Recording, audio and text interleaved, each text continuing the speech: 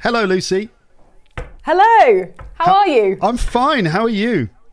I'm very good, thank you. I'm quite excited because I think I mentioned your podcast in a video.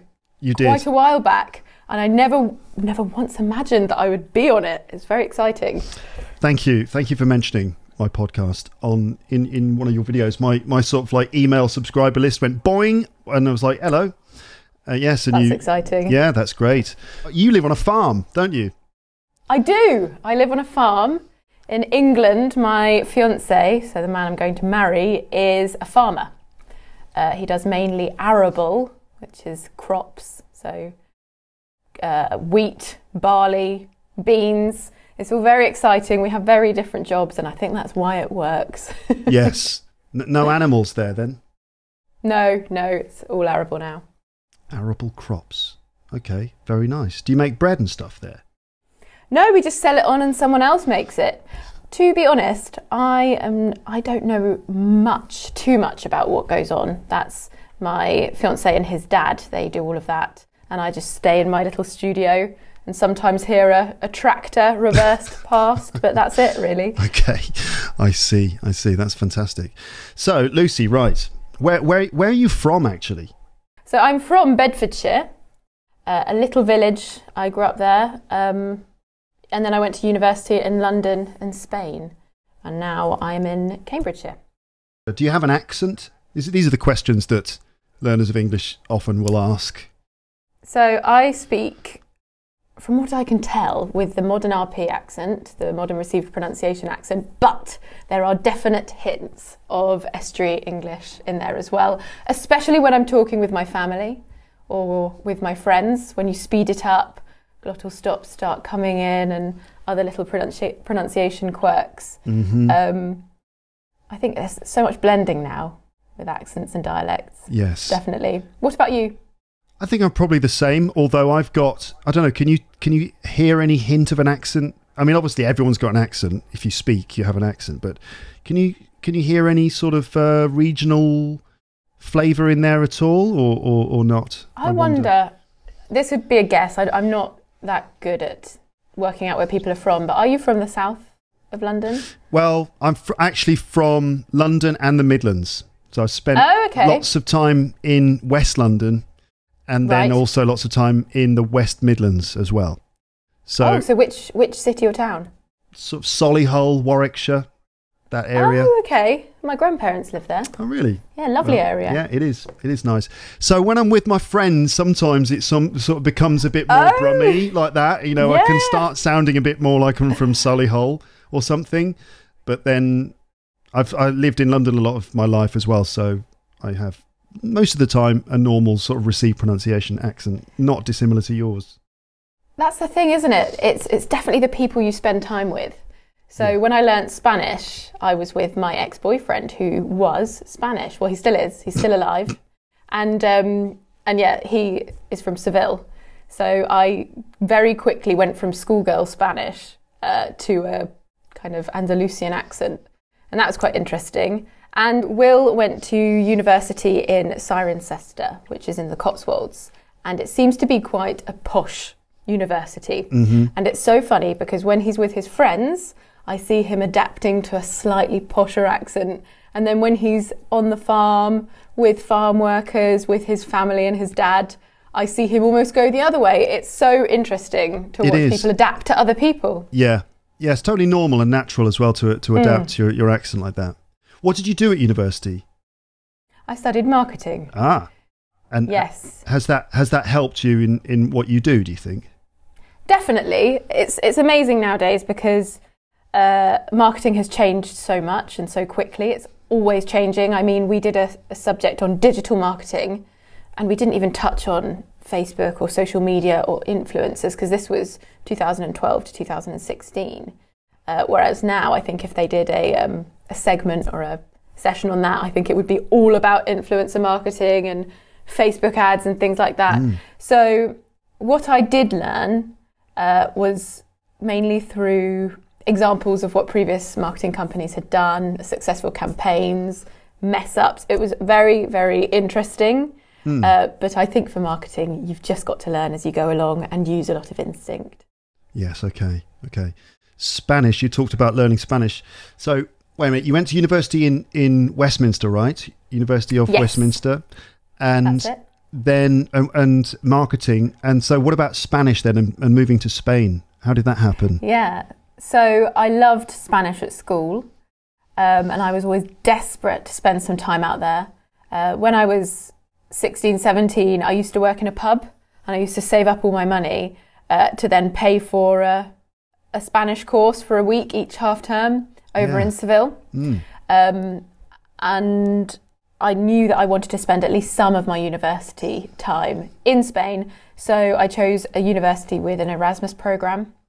Have you ever heard of Erasmus? Yeah, it's basically international studying program, isn't it? Yeah. Yes. Yeah, it's something that I imagine the UK won't be a part of when it leaves the EU, which is so sad because it was such an amazing program. International students from all over Europe would come together and study together. It was awesome. And so I did that in Madrid, and then I stayed, that was for a term, and then I stayed on for another year. It was meant to be a marketing placement year. A placement is like when you are put with a company, paid a salary, but it forms part of your university degree. But the company shut down, so I ended up being an English teacher, and here we are. Yeah. Another person who ended up being an English teacher, which is quite funny. Quite common. Yeah, definitely. Okay, but tell me about learning Spanish, because how is your Spanish, by the way? It's good. I would consider it's good. So arrogant. I mean, it's fluent. I am fluent in Spanish because, and I heard you mention this when you did a podcast with your wife, it's very hard to change the accent that kind of dominates your relationship. Yeah. I'm not sure how you put it in a much better way than I've just put it. I think maybe I said something like, once you start a relationship in one language, then it's very hard to move up. It's that defines the relationship. That's exactly it. And that's exactly what happened with my ex-boyfriend. We started speaking in Spanish together, and he wasn't particularly fluent in English at the time. He actually found it very embarrassing to talk with me in English, which was quite interesting. I never expected that. And so that is, I'm sad to say, one of the best ways to get fluent in another language is to shack up with someone. Learning by doing. Definitely. As it's called. Right, okay. But you don't have do you still work on your Spanish these days? Not as much as I'd like to. The farm is quite restrictive, so we can't really leave, especially not during the summer, which is the time that I would love to go to Spain lots. I might start doing it more in the future. But I do have quite a few Spanish friends that I'm still in contact with. But I'm not actively working on it. And it did kind of get to a level where I wasn't really learning the language anymore. It was more just honing it a little bit. And I definitely hadn't learnt it like grammar in a book. I just learnt through speaking and immersion. So, for example, I always had a huge problem with accents, the little written accents. Because I never learnt where they went, so I just never used them. I just used spoken Spanish, and so that's almost like a little bit of a regret, because when I write Spanish, I don't feel that it comes across that I know Spanish as well as I do. So that's why I always push my students to make sure they understand the grammar as well and English spelling if they can. But it's not the most important thing. If you just want to speak it, then just talk and listen. And so after going to university, doing the marketing, doing the Spanish thing, how long were you living in Spain? Were you there for a long time? I lived there for nearly 2 years. Okay. But I lived in England with my Spanish boyfriend for another 2 years as well. So it was basically 4 years of immersion. Yeah. And we were living in London together and working little jobs in London whilst I was at uni. And one thing I discovered was that Spanish people are just so friendly that they immediately met all of the other Spaniards in London and stayed together as a group. I mean, they had the most fantastic social life amongst themselves. So it was great for me. It was terrible for my partner because it meant he didn't meet any other English speakers to talk to. But it was great for me. So I had my mini Spain within London. which was awesome. Where did the Spanish people hang out? Was it in a particular part of town? It was all in houses. But there was one nightclub called, I think, Zoo Bar or something. Oh, yeah. Or Tiger. Tiger. Oh, I can't remember. Tiger. I think it was that. The infamous Tiger in Piccadilly Circus, right? Yes, that was it. And I remember once going along to a language exchange event there, but I didn't realise this. I just thought it was a language exchange. Were they just exchanging languages or just languages? What should we call it? A tongue exchange then? Maybe. And you were meant to. There was a face painter there, and she said to me, "So where are you from? What do you want?" And I said, I'd like a melon, like a watermelon. And so I had a watermelon painted on my face. I remember her being like, okay, that's fine. And then I left the painting studio and everyone else had their flags painted on their faces so you could see where they're from. And I was there with a bloody melon on my face. Why did you want a melon on your face? Because it's my favourite fruit. Yeah, fair enough. Yeah. There we are. Everyone's there with a flag on, which is the perfect conversation starter. Oh, I see you're from blah, blah, blah. And you're like with a melon. And they're like, what flag is that? Have you not heard of Melanonia or wherever it is that... I know. Okay. Yeah. Tiger. I remember my students in London, when I was teaching in London, they would sometimes go to Tiger. I don't know how people found it. But it was just like... It's all word of mouth, isn't it? It's all word of mouth. And the name is quite memorable as well. But people, I'd like hear from the students, oh yeah, everyone's going to Tiger tonight. I'd be like, oh right, okay. Did you ever go? No, I never went. Oh, see, I was a bad teacher. I did go. Whilst I was in my last year of university, this was the year after Spain, I was so desperate to keep my kind of Spanish alive and to still interact with Spanish people that I did a lot of teaching. And then I became really friendly with my students, which is always something that isn't recommended but is often impossible because you're often of a similar age, similar sense of humour, and I did go to Tiger a couple of times, which was also around the same time I started my YouTube channel, and then I slowly started realising that more and more people were watching, and I couldn't misbehave at Tiger with a melon on my face. Do you get recognised sometimes? Hardly ever. I mean, when I go to London or I go abroad, then yes. But I hardly go, and especially not in lockdown. But I did have one funny experience. I went to Bali in Indonesia with Will. This was our first holiday together, so I was feeling, quite excited because I knew that a large part of my audience came from Indonesia. They're a very vocal group. They love to comment and say, oh, hello from Indonesia. They're just so friendly. So I was pretty sure that I was going to meet someone out there that might have watched my videos. Yeah. And we were at this tourist attraction. I think it was a hole in a cliff, and if the wave hit it right, then water would spurt out. It was mildly disappointing. But this group of girls ran up to us and said, oh, can we take your picture? Can we take your picture? And then proceeded to hand me the camera to have a picture with William because they'd never seen such a tall person before. Oh, my goodness. I felt so humbled. Will found that hilarious. You were the third most interesting prospect at that location. Like yes, basically. The water flying out of a hole. One, Will second, and then you third in this case. It didn't do my ego any good, but it was very, very funny. Yeah, definitely. Okay, so when did you choose to start doing YouTube videos then?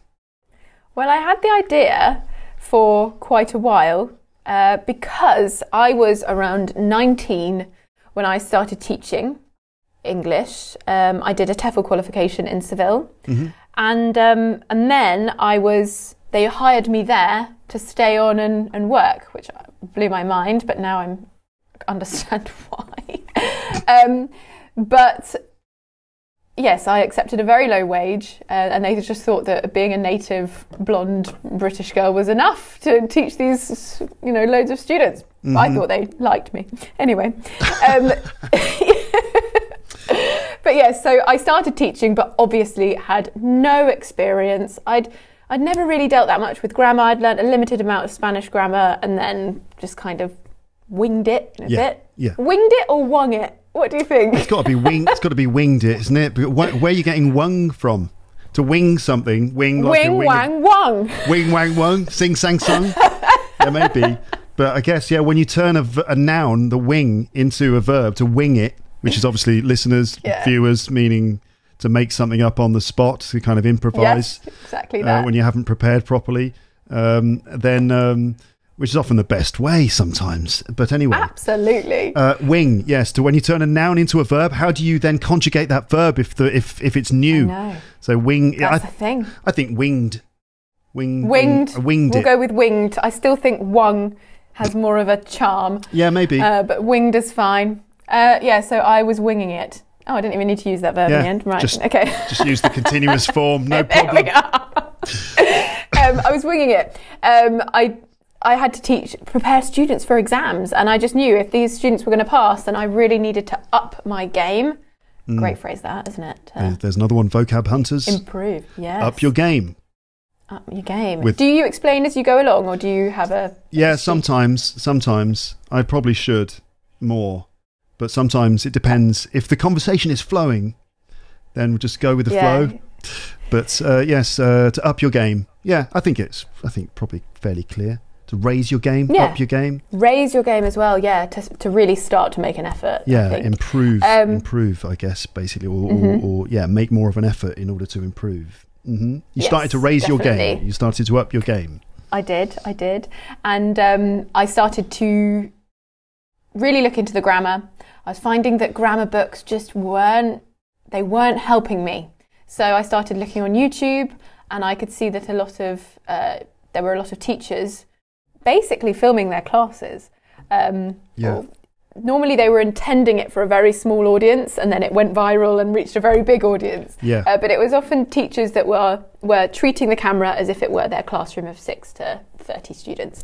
And I learned a lot from them, but I just noticed a little bit of a gap in the market. So an opportunity, a business opportunity there, and thought, I think I could do that.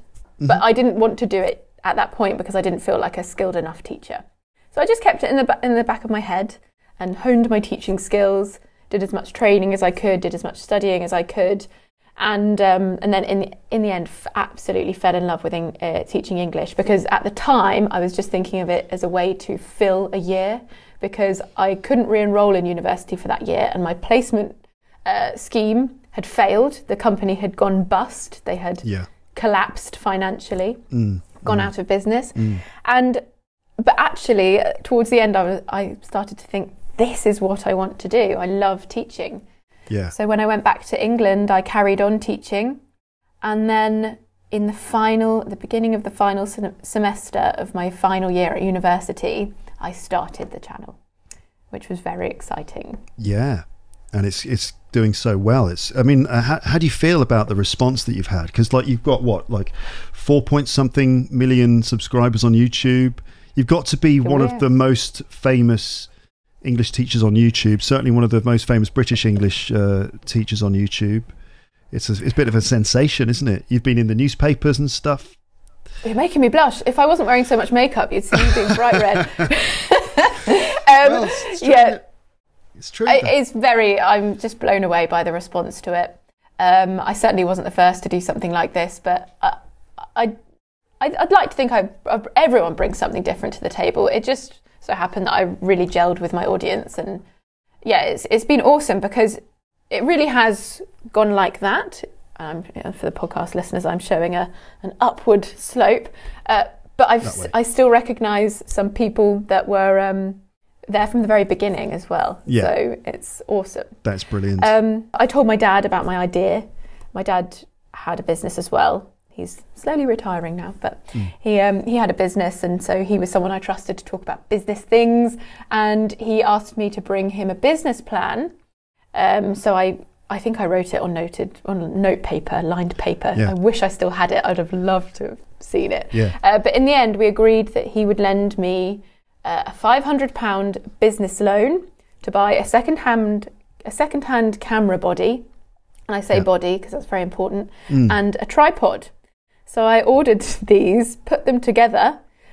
Also, I had to pay him back with interest. as well. That was the important part of it. But it's like Dragon's Den or something.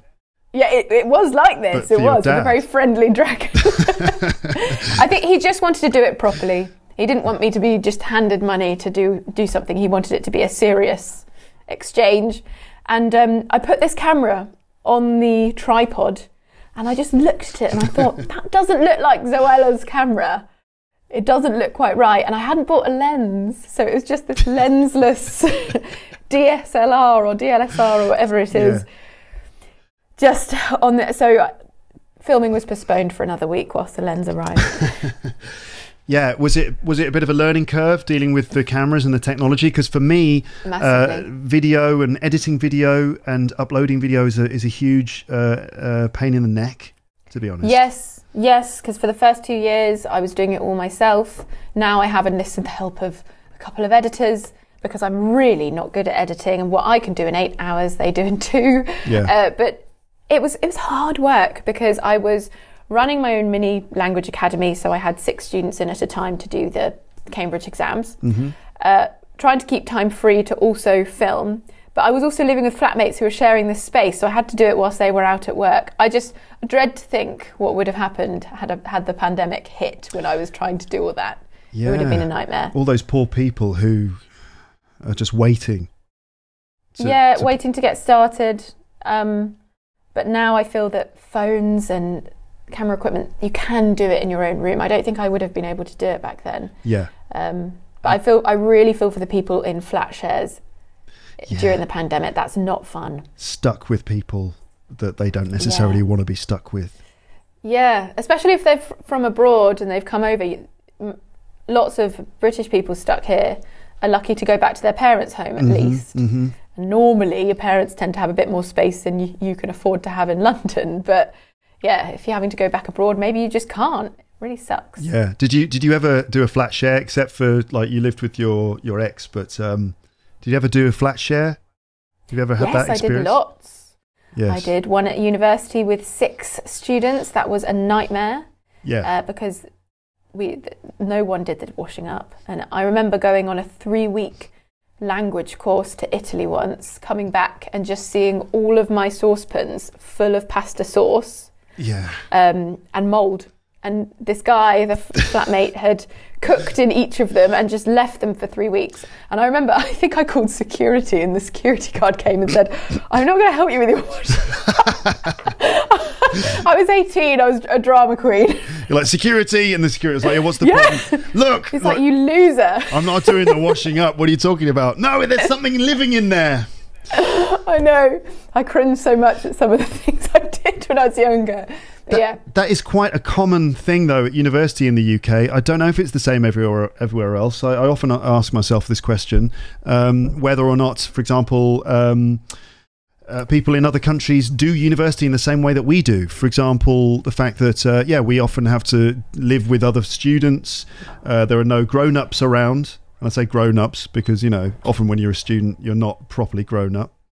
And other things like, you don't look after yourself properly, you don't eat properly, the kitchen is often a bit of a mess, no one does the washing up.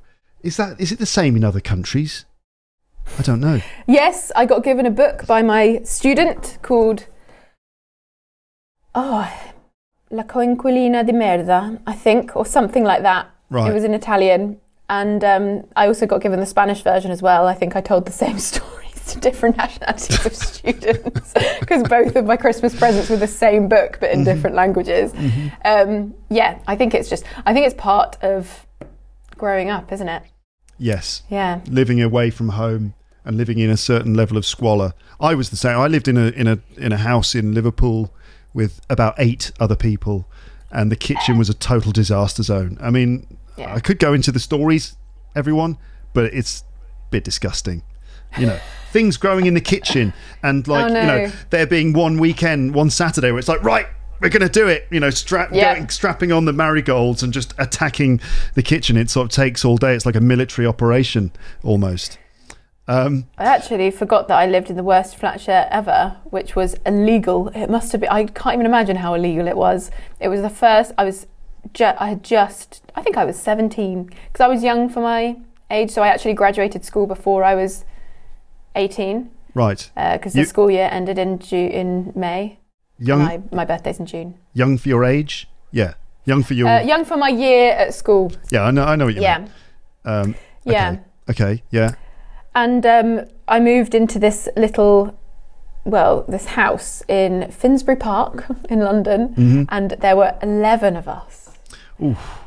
11 of us, but I think it had started off as, 7 or 8, but everyone had partners that moved in and everything. We were all Spanish apart from me, but I could speak Spanish apart from one poor Italian guy who couldn't speak any Spanish or English. And we had to communicate through simple tools and gestures. Mime, sign language, like you do the washing up? No, me neither. Yeah, it was a bit intense. I'm going to ask you more about your videos, okay, if that's all right by you. And so, making your videos then, how much time does it take for you to make? Because I do audio mainly, and it takes quite a long time to do one single episode from the idea to it being published. That takes that can take a long time, like hours, depending on the episode, sometimes days. But what about video? How about you? Yes, it's a big task. I've become quite good at managing my time and finding efficient ways of doing things, but I don't always follow my own rules. So I normally block shoot. So I will spend one day writing all the scripts. I've got to be in a really intellectual mood for that day. I'll also spend I'm always researching. So I'm always looking at articles, trying to pick up mistakes from the comment sections of my videos. Yes, are a gold mine for mistakes that people need to work on that I can then include in a video. I see what everyone else is doing. I look back at my previous videos to see how they've performed as well. So yeah, I do a day of writing scripts, and then the next day, usually the next day whilst it's fresh in my mind, I'll do a full day or a half a day of filming. So I'll film 4 to 5 videos, and then I put the audio and the video together. I send it off to my editors, but it's not as easy as it sounds, because you have to communicate exactly what you want them to do. And sometimes it gets to a point where they know you so well and they know your style so well that they can pretty much work out exactly what you want. But when you're taking a new editor on board, the onboarding process, that process of starting with a new employee, this can be quite tiring. So I normally write out a very exact explanation of what I want done at each timestamp. So it does end up taking quite a while, and then I'll have maybe up to 3 revisions. And then actually uploading it's quite intense as well. I still do all my thumbnails and everything. I really enjoy that. Generating the subtitles. I create free PDFs for each of my videos now as well. So I make those by hand, but I hope to maybe have a bit of help with that at some point. You make them by hand, you sort of weave them. This is how PDFs are made. Crochet. You weave bite PDF. by bite. I know what you mean, obviously. I'm just being stupid. But love it. That's interesting. No, it's really good that you've taken on other people, because that's sort of personally I mean, I have, you know what it's like doing this. There's a lot of work involved. But yes, it's another step entirely to bring new people in. Well, I'm not as advanced as many YouTubers are with having a team, so to speak, but definitely here and there. Normally when I'm way past needing someone, then I'll bring them on.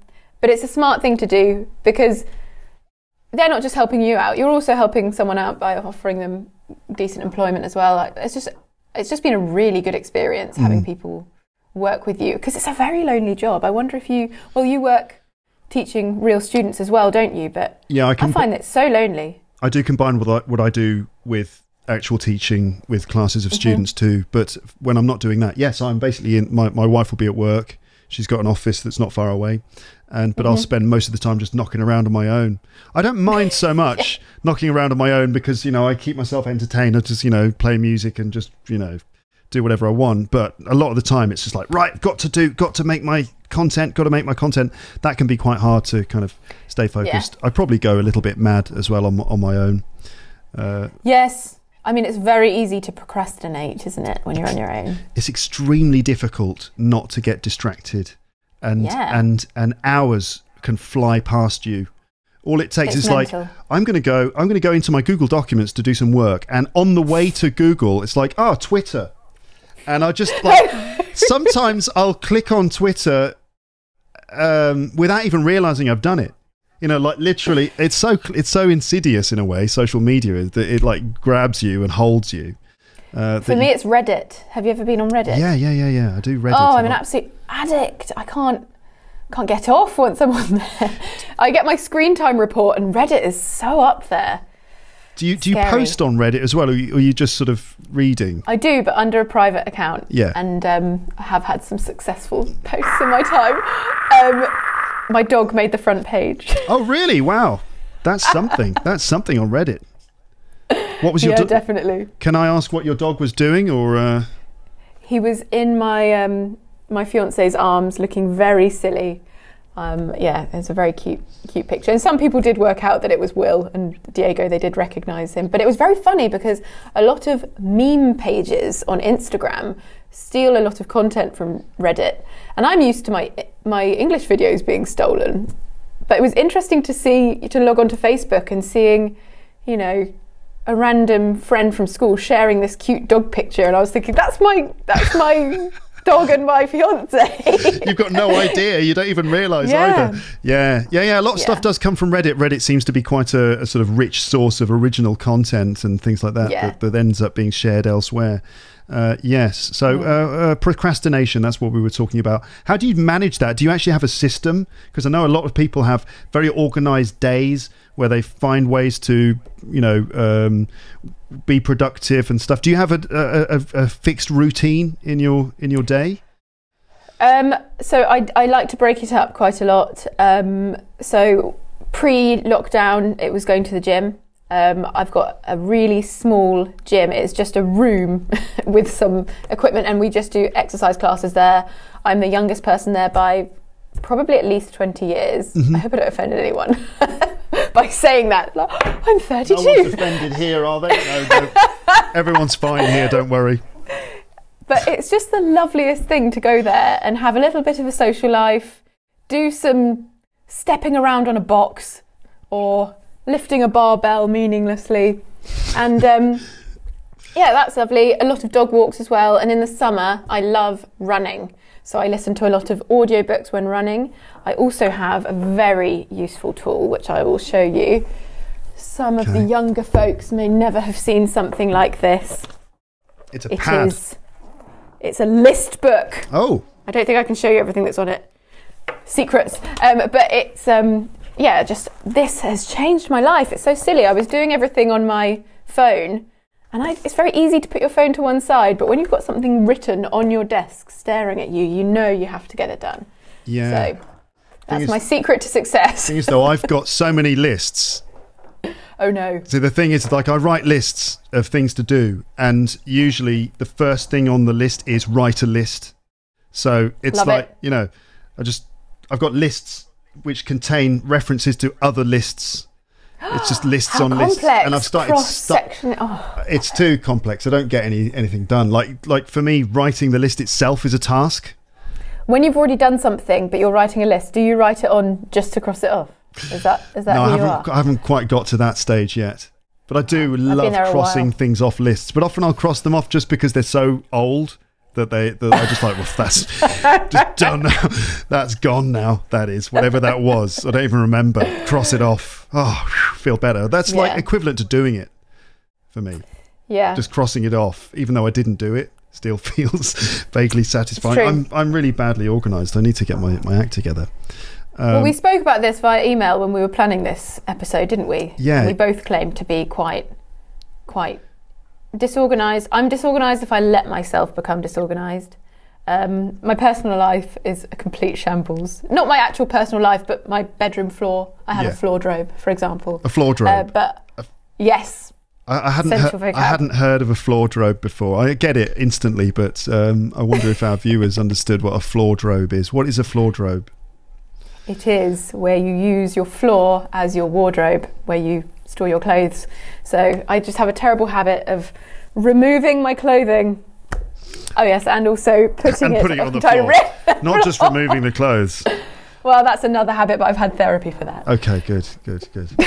Yeah, our bedroom is a bit like that, but it's not a floor drobe. Instead, we've just got piles of clothes in different, like precariously put on different objects.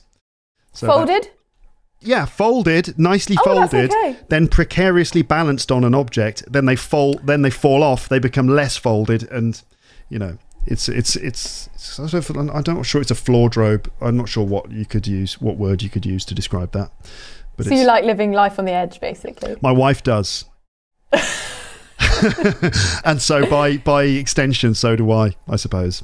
Yeah. Yes. In your relationship, is one more organised than the other, or are you pretty equal? It depends in what context. Actually, I'm more. Oh God, no! I think we're equally disorganised. I would say. Yeah, same for us. She's more of the life organiser. She's more on the ball for things like holidays, and she's in charge. Basically, she knows what's going on. I'm just kind of like. She's the sort of Steve Jobs, and I'm the under manager. I don't know. I'm trying to find a metaphor to describe my relationship, and I can't. But I think she's probably more organised than me. Yeah. My head's in the clouds, similar. thinking of stupid things and podcast episodes and things like that. Whereas she's a bit more down to earth, probably. Yes. Yeah, it's funny how the dynamic sorts itself out. I definitely think our dynamic is like that as well. But I also think Will's worked with his dad his whole life. So he's always had someone telling him what to do in quite an authoritative way. Mm-hmm. So maybe that's why, but I don't want to get too deep into that. It's a bit deep. Psychological. But he runs a farm, so he must be pretty organised, right? No? I think sometimes I think the farm is organised to an extent, but the issue with farms is just there is always so much to do. There's no such thing as, right, we're done. Yeah. That doesn't exist. There's always something to do. Yeah. The thing that people used to say about farmers is that they would get up get up and go to bed with the sun. So this is it still really true? Apart from going to bed, getting up. Yeah, at the moment he's loving life, waking up at 8:30 or whatever, and coming in at dusk as well. Because especially when you're using machinery on the land, we have quite clay soil. Yeah. So it's very sticky. Yeah. So at night time it gets really sticky, sticks to the wheels, and you physically can't drive the machinery on it. So that's a lovely excuse. I feel sorry for everyone with lovely light land who has to keep on going until midnight. Yeah. But yeah, that's absolutely true. But then in summer, different story, because obviously we have such long summer days in the UK. In summer, he's up at 4 and back in after 10. It's a long day. Yeah, that is a long day. Yeah. Okay. So winter's a good time. What's the other thing that now this is something else. I'm thinking farmers, but now the expression comes to mind: red sky at night, shepherd's delight. But he's not a shepherd; he's a farmer. So just you can forget about that. I think his dad did do sheep at one point. I think everyone's done sheep at one point. You're not a real farmer unless you've tried sheep. You mean breeding sheep? Yes, breeding them. Sheep on sheep action, not anything else. Oh Lord, no. You did talk about doing sheep. I felt compelled. True, I felt compelled to highlight the innuendo. Oh dear, making it worse for sheep farmers everywhere. I'm very good at digging myself into holes here, but but I think that's what the farmers were doing. I think so. Ooh. Red sky at night, shepherd's delight is a phrase in English which basically means if you look up at the sky in the evening and there's a red sky, then it means what? The shepherds will be happy. Does it mean that the weather's going to be good? I think so. Must be. Yeah, I don't know if there's any science behind that. Red sky at night, shepherd's delight. We just watched the weather. It's so funny when I go over to his parents' house and they're all sitting around and the TV's on. The minute the weather comes on, they're like little meerkats looking at it like, what? Shh, it's the weather. And then they love to complain the next day about how wrong the weather was. It's never right. Yeah, it's the gift that keeps on giving, the weather in the UK. It's a perfect topic for conversation. It is brilliant. Lucy, I don't want to keep you too long. You've been very generous with your time. I could keep, rambling on to you about shepherds and sheep and all sorts of things like that. I wonder if we've lost if we've completely lost the audience here. Like, what are they going on about? Shepherds and sheep. What about Lucy's videos? I'll sort of finish maybe by asking you, do you know what you're going to do in the future? Are you planning to just continue doing the YouTube videos, or have you got like big plans or anything? Oh, we've got lots of plans. I mean, I've just released my first ever course, which is a pronunciation course, British English, modern received pronunciation course. Mm-hmm. And I did actually set up a little coupon code for your listeners and viewers. If they want it, it's 15% off, and it is Luke15, a very imaginative code. And you can use that at epiphanylanguagestudios.com, which is my website. epiphanylanguagestudios.com. This sounds really good. Is there a story? Well, I think it's good, but I'm very biased. I know it does. It sounds good. epiphanylanguagestudios.com. Oh, yeah. And is there a story behind this? Behind the name of this? Well, an epiphany is a moment where you realise or understand something that's really important to you. And I kind of coined that phrase when I was... I had my own epiphany when I suddenly realised, hang on a minute, I think I'm fluent in Spanish after a night out, and I had just conversed with everyone. I'd made jokes, I'd made people laugh, I'd laughed at people's jokes, and I just felt on top of the world. Yeah. And I really want to make my students feel that way at some point as well. So I'd like them to have their own epiphany with me. So we started with pronunciation because my pronunciation videos have always been really popular, and it's a topic that I'm really keen on teaching. I really enjoy it. So in this course we go through all of the sounds that comprise modern received pronunciation, connected speech, intonation, rhythm and stress. There's so much there. I'm very, very excited. It just launched last month. That's great. Luke15, if you want to get your 15% discount. And I expect there'll be other courses arriving on Epiphany Language Studios.com. Yes. Hopefully very soon. Great. Lucy, thank you very much for talking to me and my audience. It's been a pleasure. And thank you for having me. Yeah. It's been lovely. Yeah, it has. It's been lots of fun, and good luck with all the courses and all the videos in the future. Thank you very much. It's been an absolute pleasure to be here. I've loved talking to all your listeners. And I just think it's a really nice full circle that I recommended your little podcast in a video. I say little, it's one of the... Well, it's massive. Very, very it's well, massive, Lucy. it? You've no idea. It is. It's huge. It's huge. It's got global reach. It's extremely influential. I'm working on Vladimir Putin. He's subliminally, amongst others. I sense self-deprecation, but in all honesty, when I was typing in and listening to lots of different podcasts, there was a reason why I chose your one, because I just very, very natural and funny. I won't make you blush anymore. Yeah, I'm very good at that. Which is one of the reasons I prefer audio, so people can't see my blushing face, which is constantly just like ha. Same with me. Always my chin first. I don't know why. Well, you look fine, Lucy. Thank you. It's been lots of fun, as I said, and have a lovely evening. Thank you very much. You too. Thank you.